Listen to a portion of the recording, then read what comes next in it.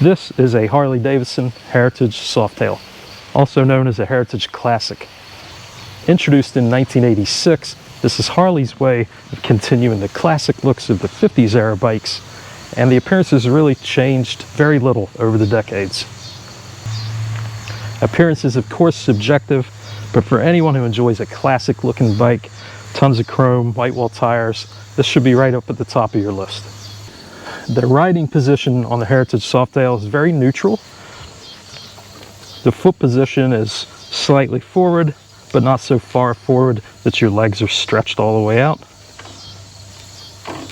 This particular seat is aftermarket, but the stock Heritage Softail seats are comfortable for mostly everyone. The seat height is extremely low at well under 30 inches. The handlebar position is just under shoulder height with a comfortable bend and width. The suspension is very smooth. It's designed to soak up bumps nicely. So combine the ergonomics with the smooth suspension, and this is easily one of the most comfortable cruising bikes you can get. And one last thing about comfort, the engine on the Heritage Classic, unlike most of the other Harley cruising bikes, is counterbalanced. This prevents a lot of that shake that Harleys are known for. So whether you're sitting at a stoplight or cruising at highway speeds, you're going to get very little vibration from the engine. Speaking of the engine, this is a relatively heavy bike at about 750 pounds. So Harley always makes sure to include their largest engines on the Heritage Softail. The engine size has increased slightly over the years. This 2016 model has a 103 cubic inch engine. The newer ones are up to 114 cubic inch. The engines are set up for a lot of low RPM torque. So despite the heavy weight of the bike, it won't disappoint in city or highway riding. Heritage models come with a 5-gallon fuel tank. Unmodified, they typically are going to get about 45 miles per gallon. And they do require 91 octane or higher fuel, so be prepared for that additional expense.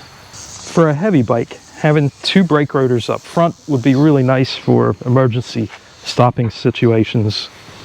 Having said that, the brakes, despite the weight of the bike, are certainly capable and more than adequate. Given the style of riding that this bike is designed for, I certainly have never had a complaint or any problem with it. I first assumed that this bike, with its weight and size, would be pretty difficult to maneuver at slow speeds, and I couldn't have been more wrong about that. The Heritage is rock solid, very well mannered at low speeds. As soon as the bike starts moving, it feels very light, stable, and easy to control. Things change a little bit at cruising speeds.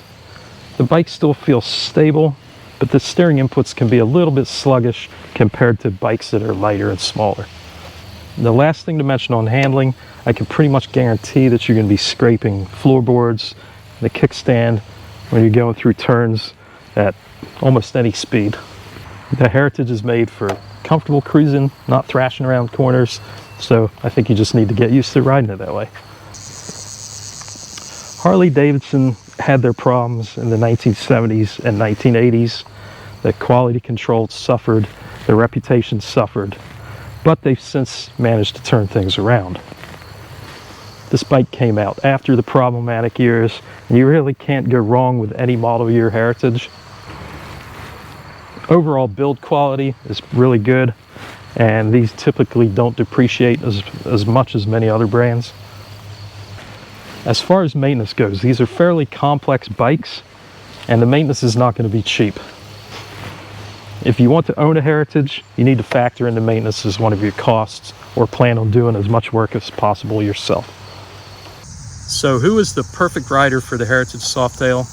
I'm going to say it's someone who wants the comfort of a larger touring bike and a smaller and easier to handle package, and of course someone who enjoys that classic styling. Thanks for watching. I hope you enjoyed this. If you found it useful, give me a thumbs up, and I hope to see you in the next one.